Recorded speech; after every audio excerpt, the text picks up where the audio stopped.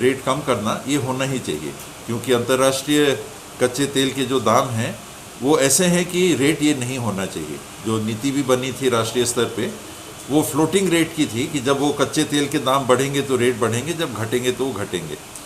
केंद्र सरकार क्या होशियारी कर रही है कि वो एक्साइज के बजाय और एक्साइज की जगह और उसके अतिरिक्त सेस ले रही है, और बहुत बड़ी राशि जो वो केंद्रीय पूल में आमदनी के रूप में एकत्रित कर रही है वो सेस के माध्यम से कर रही है।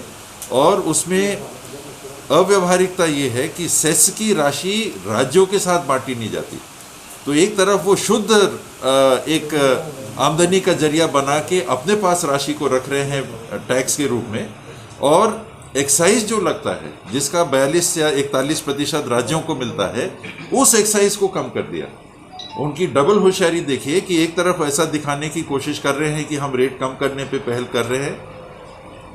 खास करके हिमाचल के चुनाव को हारने के बाद, जहां उनके ही मुख्यमंत्री ने कह दिया कि महंगाई के चलते हम हार गए,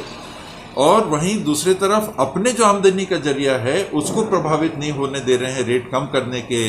माध्यम से, और जिसमें राज्यों को नुकसान होगा। अगर एक्साइज कम होगा तो राज्यों का जो 41% हिस्सा है वो भी उतना कम हो जाएगा, और उसके ऊपर दबाव बना रहे कि वैट कम करो। तो हमारा जो दृष्टिकोण है वो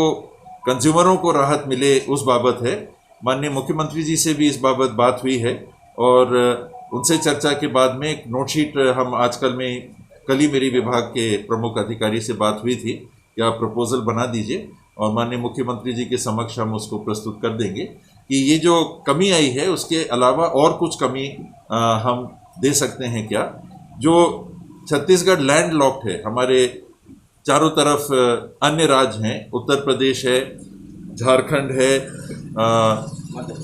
उसके बाद उड़ीसा आएगा, उसके बाद तेलंगाना आएगा, महाराष्ट्र आएगा, मध्य प्रदेश आएगा। हम इन राज्यों से घिरे हुए हैं, और इन राज्यों के दरों की तुलनात्मक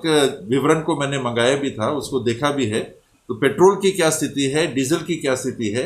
हम अगर ज़्यादा रखते हैं तो लोग बॉर्डर में दूसरे राज्य में खरीद के आते हैं, तो हमको वैट का भी नुकसान होता है। हम उनसे तुलनात्मक थोड़ा कम कर देते हैं तो हो सकता है कि वॉल्यूम हमको ज़्यादा मिले, जो वहाँ पेट्रोल भराएंगे हो सकता है हमारे राज्य में पेट्रोल भराए। इन बातों को ध्यान में रख के रेट कम करने से हमारी आमदनी में घाटा कितना होगा, और कम करने से अगर खपत ज़्यादा होती है तो हमको आमदनी में कितना कॉम्पनसेशन होगा, इन बातों को ध्यान में रख के मुख्यमंत्री जी को प्रस्ताव आजकल में भेजना।